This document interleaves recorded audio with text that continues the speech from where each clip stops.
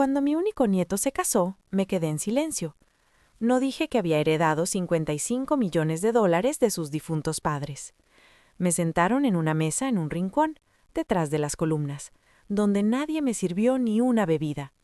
Lo vi brindar por su novia mientras ella susurraba que yo era solo la vieja que lo había criado. Esa noche me dejaron afuera en el frío. No lloré, no alcé la voz, solo sonreí. Pero ¿qué pasa cuando la mujer que enterraron en silencio es la que tiene el poder sobre todo lo que ellos querían? Me senté en la fila del fondo, no porque llegara tarde. Había estado allí desde la mañana, ayudando a la florista que ni siquiera sabía quién era yo. Solo no quería hacer escándalo. Al fin y al cabo, era el día de la boda de mi nieto. El sol estaba cálido en la playa de Carmel. Las sillas estaban colocadas en filas perfectas, todas con lino blanco y flores rosadas. Cada asiento tenía un nombre. El mío no. Le pregunté a uno de los acomodadores y me señaló vagamente hacia el fondo. Me senté sin decir una palabra. A veces el silencio habla más fuerte que cualquier protesta. Brennan estaba en el altar con su traje azul hecho a medida. Se veía guapo. El corazón se me apretó solo de mirarlo. Lo crié desde que tenía 8 años. Después del accidente que se llevó a sus padres, solo quedamos él y yo. Le preparaba el almuerzo para la escuela. Iba a todas sus citas con el dentista. Me desvelaba ayudándolo con los ensayos para la universidad. Pero aquí estaba yo, una desconocida en su boda. Cuando habló por el micrófono, agradeciendo a quienes lo habían formado en el hombre que era, nombró a su entrenador, a su mentor de la universidad, incluso a la madre de Sierra. Hizo una pausa antes de seguir. No me mencionó a mí. Sierra, radiante con su vestido de diseñador, en un momento de la ceremonia, se inclinó, me tocó el hombro, sonrió con esos labios perfectos para fotos y susurró: «¿Es tan especial que estés aquí, señorita Forsythe?» Señorita, no abuela, ni siquiera Marlene. Asentí, sonreí, aplaudí en los momentos justos. Incluso ayudé a recoger las bolsitas de regalos mientras llevaban a los invitados a la recepción. Nadie me miró 2 veces. El asiento reservado para los abuelos, cerca de la mesa principal. Allí estaba la abuela de Sierra. La otra silla estaba vacía. Brennan no se dio cuenta. O tal vez sí. Me quedé hasta el último baile. Luego me fui deslizando mientras el DJ ponía su canción. Nadie me dijo adiós. Conduciendo a casa esa noche, mantuve una mano en el volante y la otra en el cierre de mi bolso. No por costumbre, solo para anclarme. Intenté no llorar, pero lloré en silencio. De esos llantos que te duelen en el pecho, pero no te hinchan los ojos. Si alguna vez te han olvidado la persona que más amaste, tal vez entiendas ese tipo de silencio. No es ruidoso, es vacío. Y eso fue solo el comienzo. Aún no lo sabía, pero algo peor me esperaba detrás de una carpeta de cuero sobre una mesa de mármol. 3 días después de la boda, Brennan llamó y me pidió si podía pasar por su nueva casa en Pacific Grove. Dijo que había unas cosas que quería revisar respecto al patrimonio. Su tono era calmado, educado. Le dije que llevaría barras de limón. Su condominio estaba al borde de una calle sin salida tranquila, moderno y frío, como los de las revistas de estilo de vida. La primera bandera roja. Sierra abrió la puerta con una sonrisa que no le llegaba a los ojos. Llevaba uno de esos conjuntos beige neutral que siempre suben las influencers. Sus uñas hacían juego con su taza de café. Todo en ella parecía puesto en escena. Brennan estaba en la cocina.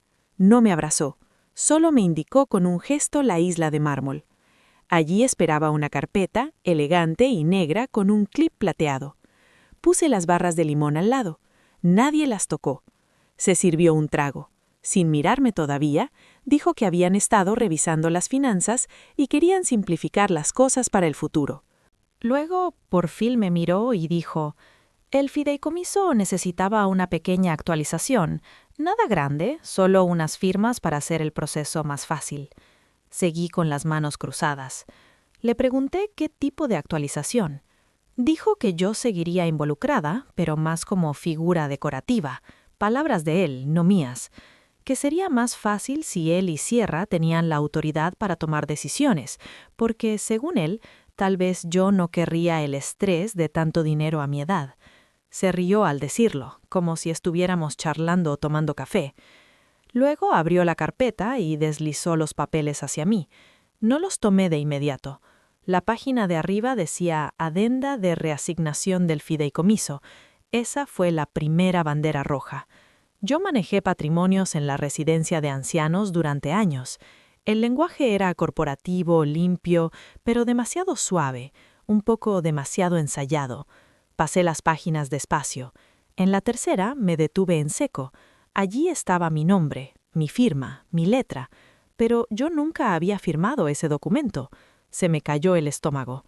Era perfecta, precisa, una copia exacta de cómo firmo las tarjetas de cumpleaños, las cartas, todo, pero no era mía.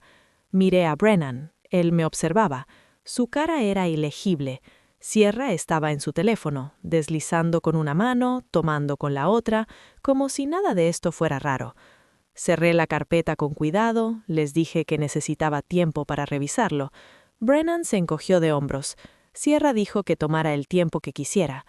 En el camino a casa no dejaba de ver esa firma, los bucles de la F, cómo la R se curvaba hacia la Y, idéntica a la mía, pero yo nunca había tomado esa pluma. Cuando llegué a mi entrada, ya no estaba confundida, estaba enojada, no de forma ruidosa ni temblando, un enojo tranquilo, medido, de esos que te dejan dormir bien, pero te despiertan a las 4 de la mañana con claridad. Alguien había falsificado mi nombre, y si tenían el valor de hacer eso, necesitaba saber qué más planeaban, porque esto no era solo un truco, era un plan. No dormí esa noche. No realmente. Solo me senté en la mesa del comedor, tomando manzanilla fría y mirando la luz suave que entraba por la ventana. El silencio en mi casa era pesado, ese silencio que solo tienes cuando la confianza se ha roto. Mantuve la carpeta frente a mí. No volví a tocar las páginas. No necesitaba hacerlo. Mi nombre falsificado en documentos legales estaba grabado en mi mente. Era más que traición. Era robo disfrazado de sonrisa y traje planchado. Alrededor de las 3 de la mañana, por fin me levanté y fui al armario del cuarto de invitados, el que no había abierto en años. Adentro estaba la caja metálica vieja que Mark me dio después del funeral. Recordé el peso en mis manos.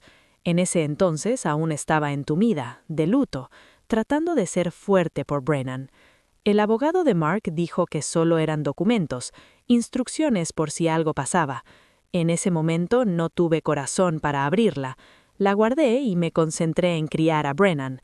Llevé la caja a la mesa de la cocina y respiré hondo antes de abrirla.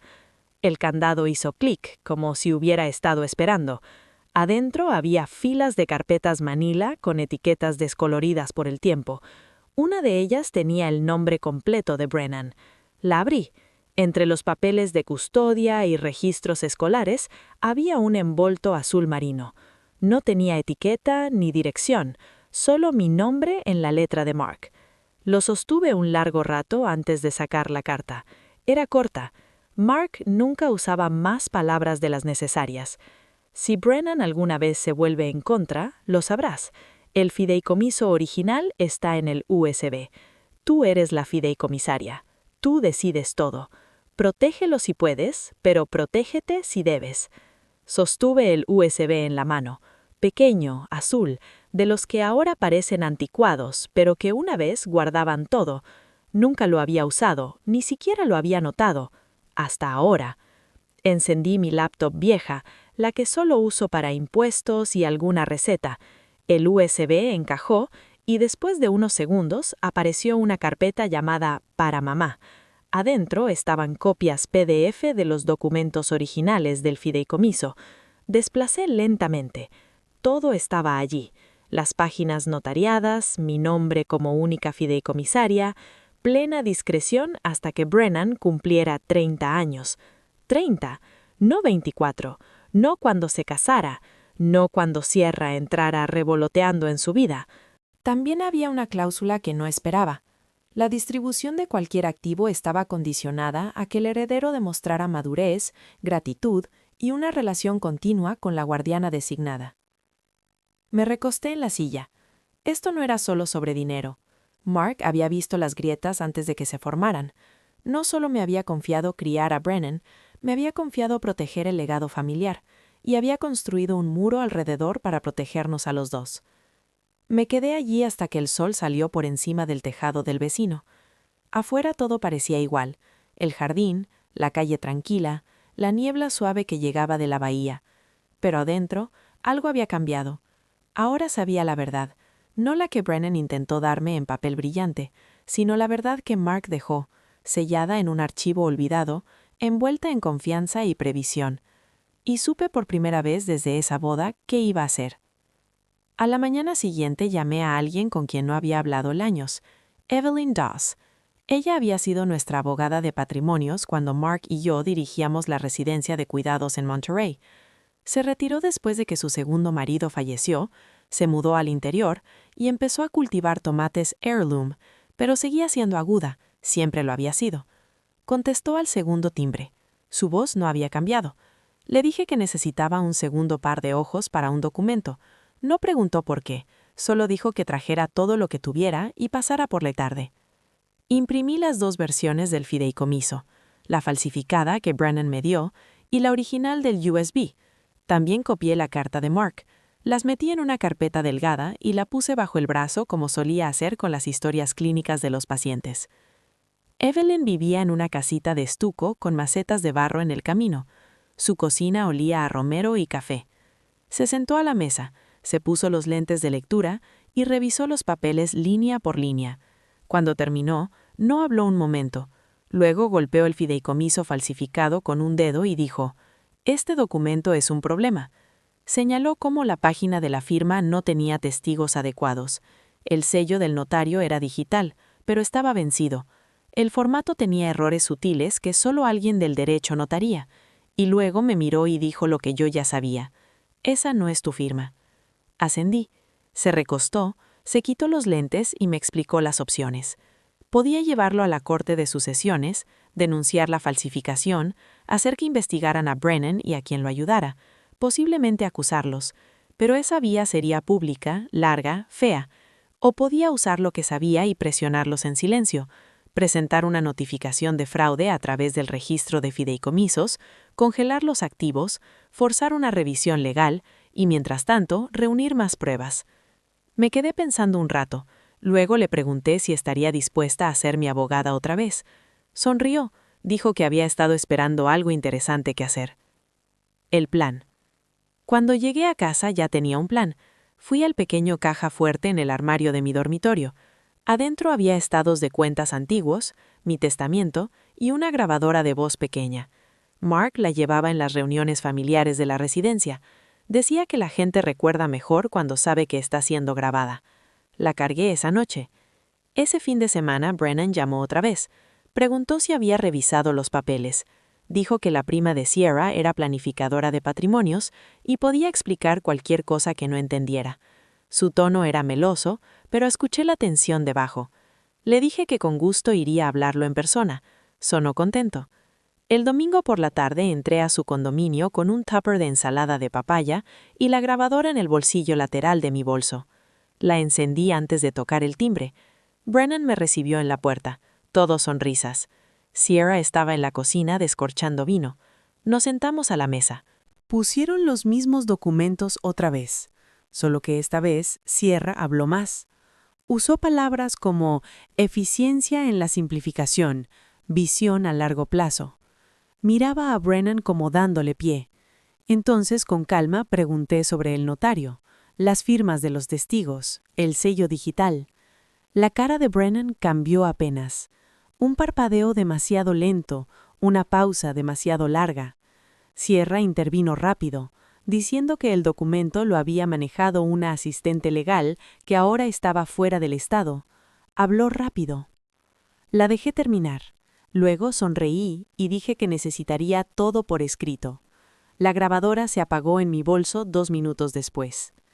En casa respaldé el audio en 3 discos diferentes. No grité, no acusé, solo empecé a documentar. Y ese fue el comienzo de algo que nunca vieron venir. El lunes por la mañana fui al centro e hice 2 paradas discretas. Primero al correo, donde envié por certificado copias del audio y de los 2 fideicomisos a un apartado seguro que Evelyn había creado a través de su antigua firma. Segundo, a una imprenta detrás de la panadería, donde mandé copiar las páginas, con sello de fecha y encuadernarlas. Le pedí al joven del mostrador que tuviera cuidado. No preguntó por qué, solo asintió y me devolvió todo en un sobre manila. De allí fui a la oficina del registrador. Estaba tranquila. La mujer detrás del vidrio sonrió cuando deslicé la carpeta. Le dije que necesitaba presentar una notificación de sospecha de fraude relacionada con un fideicomiso en vida. Su sonrisa no cambió, pero sus manos se detuvieron un segundo antes de tomar los papeles.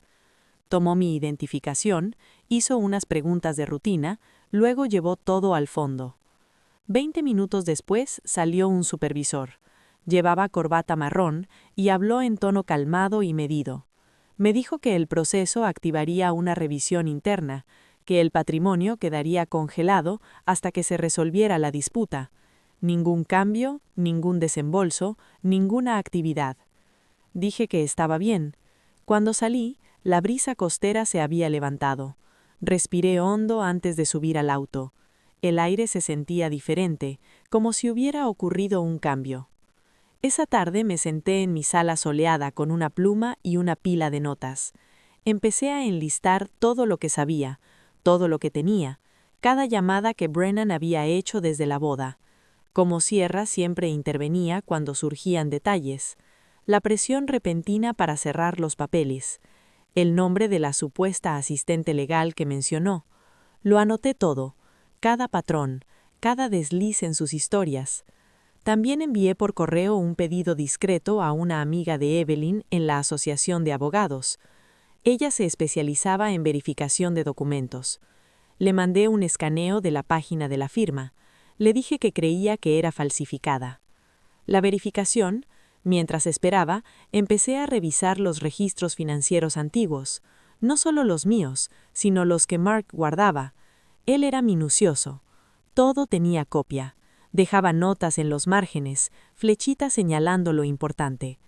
Había hecho una carpeta separada llamada Consideraciones futuras. Adentro había desgloses de costos proyectados, implicaciones fiscales y algo que no esperaba. Una carta a Brennan. No estaba firmada, no tenía fecha, solo un borrador. Pero el mensaje era claro. Había planeado pasarle el patrimonio, pero solo cuando Brennan demostrara que entendía su peso, que el dinero no era para presumir, no para impresionar o comprar atención, que debía manejarse con humildad, con respeto. Miré esa carta mucho tiempo, luego la doblé y la puse junto a la grabadora. Esa misma noche llamó Evelyn. Su voz era firme. Dijo que su contacto en la asociación había marcado la firma como altamente sospechosa. Una verificación completa tomaría tiempo, pero los indicadores iniciales apuntaban a manipulación. Le agradecí, colgué y me quedé en la quietud. Esto ya no era solo sobre confianza, era sobre valores, sobre legado, sobre la línea entre guía y control, y era hora de que Brennan entendiera que esa línea había sido cruzada, en silencio, deliberadamente y ahora oficialmente. La casa estaba en silencio. Afuera el viento movía el arbusto de romero junto a la ventana.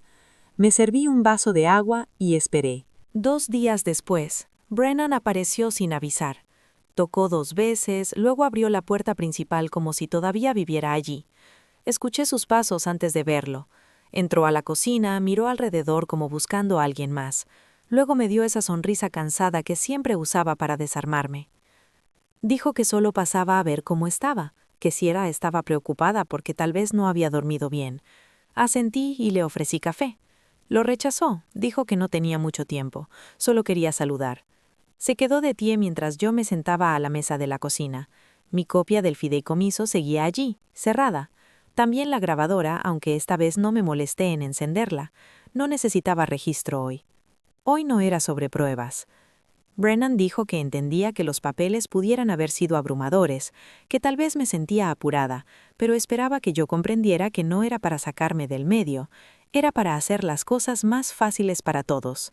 Usó la palabra eficiente otra vez. Dijo que Sierra tenía amigos que podían manejar la cartera mejor que cualquier firma privada. Dijo que estaban cuidando el futuro. Le pregunté si eso era lo que Mark hubiera querido. Así, calmada, neutral. No respondió. En cambio miró por la ventana, luego sacó del bolsillo del abrigo un sobre. Era grueso.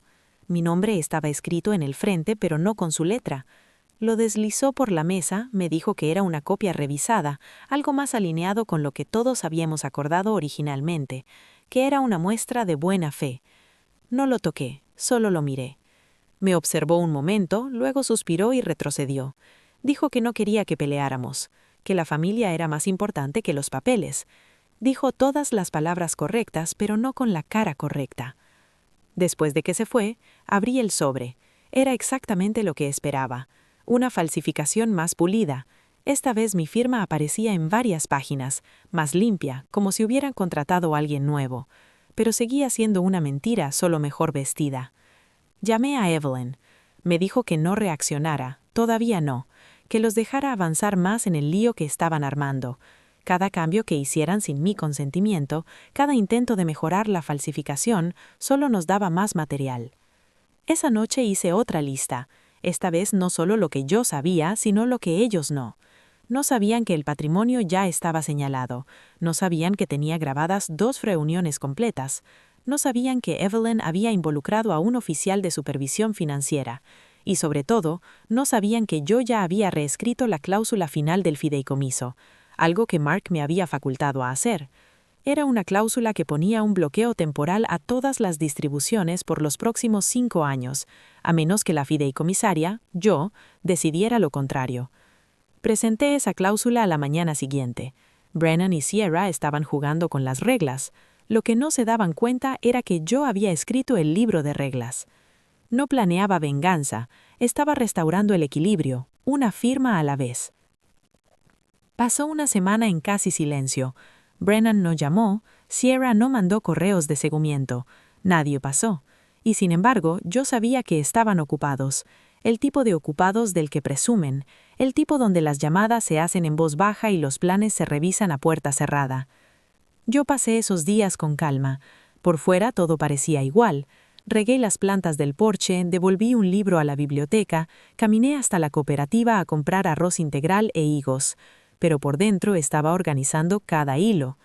Cada mañana revisaba mi carpeta, los documentos falsificados, las notas de Evelyn, la confirmación firmada del registrador de que el congelamiento estaba oficialmente en vigor. Cada página era otra capa de defensa silenciosa. Luego, el viernes, llegó el sobre, sin remitente, sin nota, solo mi nombre impreso en letras negras rígidas. Adentro estaba una invitación de boda. Brennan y Sierra iban a organizar una recepción, no para ellos mismos, ya se habían casado. Esta era para la familia extendida de Sierra, la mayoría vivía en el norte. Un viñedo, menús impresos, ballet parking, y debajo del RSVP una línea manuscrita: «Esperamos que digas unas palabras». Miré esa línea mucho tiempo. Esto no era una oferta de paz, era una prueba. Pensaban que me había ablandado, que estaba desgastada. Tal vez creían que yo quería tanto ser incluida que haría la vista gorda, aunque significara pasar por alto todo lo que habían hecho. No rompí la invitación, no la tiré, la pegué en la nevera con un magneto azul en forma de regadera. Luego me senté y empecé a escribir. No escribí un discurso, escribí una lista. Una para Brennan, una para Sierra. No para enviarlas, solo para mí. Una lista de lo que solían ser y en qué se habían convertido. Para Brennan, el niño que me llevaba cereal cuando estaba enfermo, el niño que lloró cuando su rana murió y me preguntó si creía que tenía alma. Ahora un hombre que sonreía mientras me entregaba un documento que sabía falso. Para Sierra, la chica de la risa fuerte que trajo flores la primera vez que vino. La que me llamaba señorita May, por respeto. Ahora, la mujer que intentó borrar mi nombre del legado de mi esposo. No eran villanos de una historia. Eran personas que tomaron decisiones. Decisiones que creyeron que quedarían ocultas. Decisiones que tal vez hubieran funcionado si yo hubiera seguido siendo la versión de mí que recordaban. Callada, indulgente, dispuesta a creer lo mejor. Pero yo había cambiado. Ese domingo llamé a Evelyn. Le dije que iba a asistir al evento. Dudó, y luego dijo que lo entendía. Me recordó que no los confrontara en público. Todavía no. Solo observar. Dejar que la distancia hablara más fuerte que cualquier acusación. Así que compré un vestido azul marino, discreto, del tipo que pasa desapercibido, pero sale bien en fotos. Pulí el reloj viejo de Mark y me puse el broche de mi madre en el cuello. El viñedo. Cuando llegué al viñedo, el personal me saludó con confusión educada. Mi nombre no estaba en la lista oficial de asientos, pero Sierra vino corriendo, mejillas rosadas, brazos abiertos, y dijo que me habían guardado un asiento con la familia. Me besó la mejilla. Su perfume era dulce artificial, fuerte. Caminamos juntas pasando filas de sillas blancas y mesas largas con tarjetas de nombre caligrafiadas. Me sentaron junto a una mujer del lado de Sierra que nunca había oído de mí. No me molestó, solo sonreí, comí la ensalada y observé. Ese día no pidieron discurso, no hubo brindis de la abuela May, solo sonrisas educadas y miradas cuidadosas. El padre de Sierra dio un largo tributo lleno de lágrimas. Brennan asentía como un yerno perfecto, y yo me quedé callada, porque a veces el silencio habla más fuerte que cualquier cosa. 3 días después de la recepción en el viñedo, llegó una carta certificada. Era de un bufete que no conocía, de Sacramento. El ensobre era grueso. Adentro había una solicitud formal de aclaración del estatus de fideicomisaria y una propuesta de enmienda a la distribución del patrimonio. Estaba escrita en lenguaje educado con frases legales, pero el mensaje era claro. Estaban desafiando el fideicomiso. El momento era estratégico, justo después de la recepción, para que pareciera no relacionado. Pero yo sabía más. Este era su siguiente movimiento. Llamé a Evelyn. Me pidió el nombre del bufete y se quedó en silencio un segundo largo antes de responder. Dijo que el abogado listado era conocido por representar herederos en disputas de patrimonios de alto valor, del tipo que no se involucra a menos que alguien prometa un pago sustancial. Le agradecí, colgué y me senté en el porche 1 hora. Esto ya no era solo sobre Brennan, era Sierra. Había pasado de manipulación sutil a presión directa. Si habían involucrado a un abogado, significaba que se les acababa la paciencia, o la confianza, o ambas. Esa noche saqué un cuaderno nuevo y escribí la línea del tiempo otra vez. No solo eventos, sino comportamientos.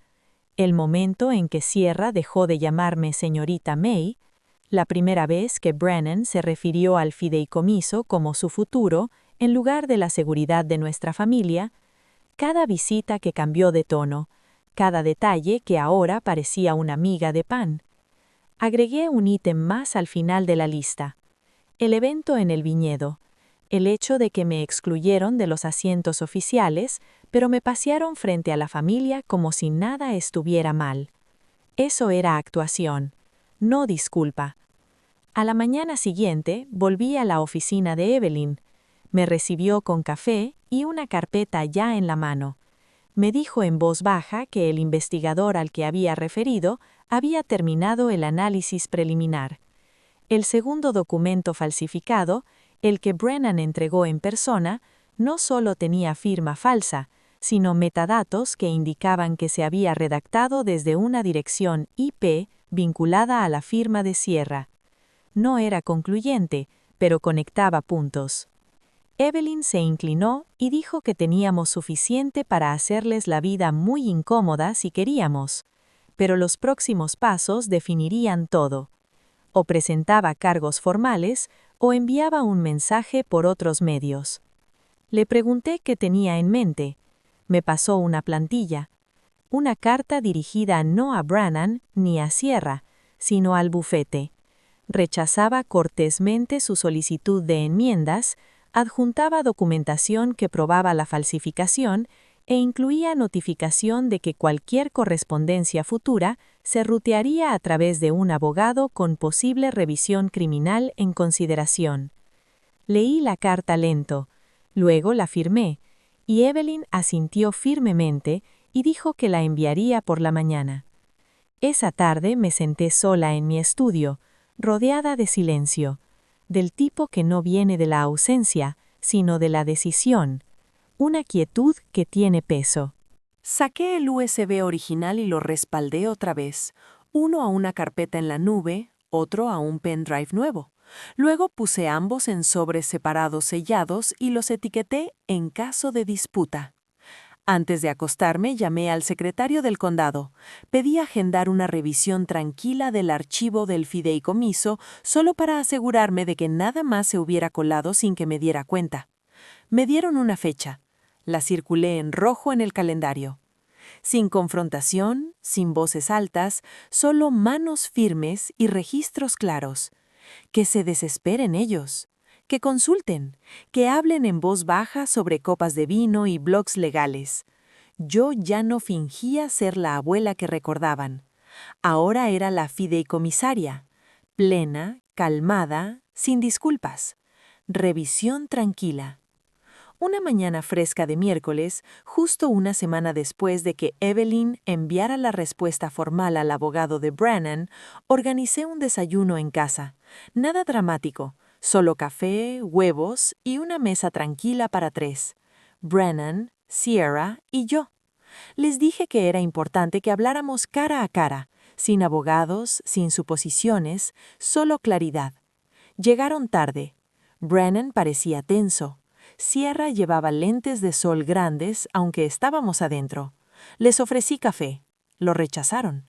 Nos sentamos en la mesa del comedor, la misma donde Mark y yo jugábamos dominós los domingos por la tarde.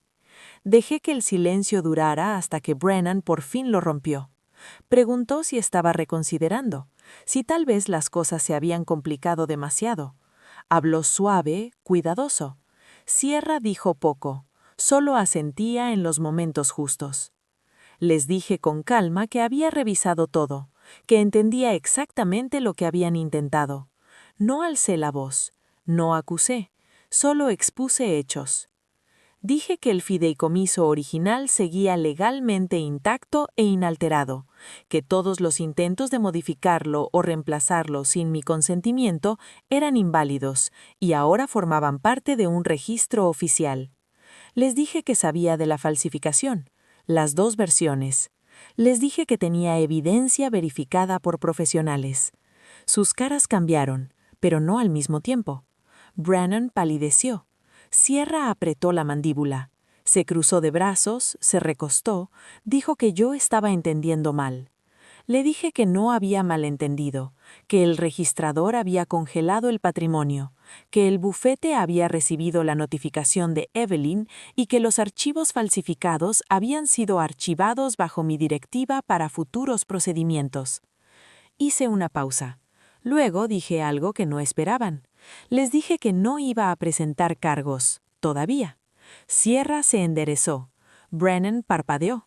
Dije que lo que me importaba ahora no era el castigo, era el precedente y la claridad.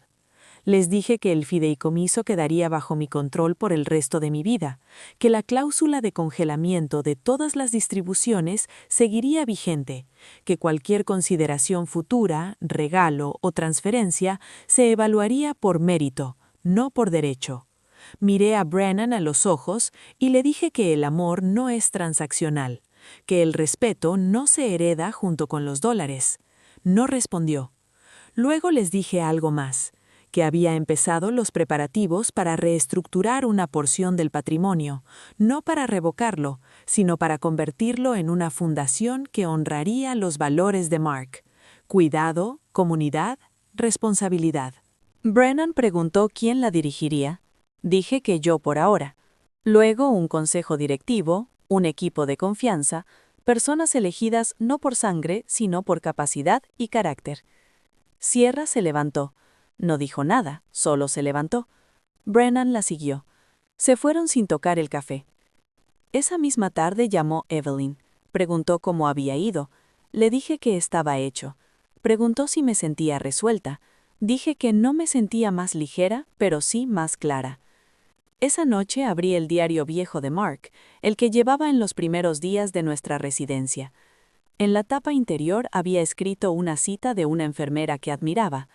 Cuando cuidas a las personas, no les debes comodidad, les debes verdad. Cerré el libro. Me quedé pensando en eso. La verdad por fin había sido dicha. No con fuego, sino con firmeza. Pasó una semana después del desayuno. Sin llamadas, sin cartas, sin visitas. Brennan y Sierra se habían callado. No el silencio de la paz, sino el silencio de quien recalcula. La pausa que toman cuando la historia que escribieron en su cabeza empieza a desarmarse. Mientras tanto, yo seguí adelante. Empecé a ordenar los archivos de Mark. No solo registros financieros, sino sus escritos, discursos, fotos, pedazos de una vida que vivió con dignidad. Una vez hablamos de crear algo permanente con eso, un legado más allá del patrimonio. Me di cuenta de que ahora era el momento. Con ayuda de Evelyn redacté los estatutos de un fideicomiso comunitario. Su misión era simple: financiar becas para cuidadores, apoyar iniciativas de cuidado de ancianos y ofrecer guía legal a mujeres navegando abusos de herencia. Todo financiado por una porción de los activos que Brennan creía que le correspondían. No nombré la fundación con mi nombre ni con el de Mark. La nombré por mi abuela, la mujer que me crió cuando mis propios padres estaban demasiado rotos para intentarlo. Su nombre era Elise, fuerte, callada, firme. Para fin de mes presentamos los papeles de incorporación. La fundación se hizo real. La noticia se corrió despacio, primero por canales comunitarios, luego por uno de los periódicos locales que levantó la historia después de que Evelyn les diera un empujoncito suave. No publicaron detalles del patrimonio ni de la disputa, solo una nota corta sobre una enfermera jubilada que había convertido el fideicomiso de su marido en una organización sin fines de lucro que le sobreviviría a ambos. Recorté el artículo y lo guardé en una carpeta de cuero marcada «Privado». 2 días después recibí un paquete, sin remitente otra vez. Esta vez era un solo sobre sellado a mano, grueso de tensión. Adentro había 2 cosas: una carta mecanografiada de Brennan y un cheque. La carta decía que ahora entendía que se habían cometido errores, que se habían cruzado líneas, que las decisiones habían sido influenciadas por miedo, por orgullo, por personas que no entendían el peso del legado. No era exactamente una disculpa, pero era lo más cerca que jamás esperé. El cheque estaba hecho a nombre de la Fundación Elise por $100,000. Lo miré mucho tiempo. No lloré, no sonreí. Solo puse el cheque entre el artículo y los estatutos y guardé la carpeta en el cajón. Esa noche caminé hasta el puerto. El aire era fresco y las luces de los barcos brillaban en el agua como pequeñas verdades que se negaban a ser enterradas. Me senté en el mismo banco donde Mark y yo compartíamos helado en verano. Una vez me dijo que el dinero es una herramienta, martillo en las manos correctas, arma en las equivocadas.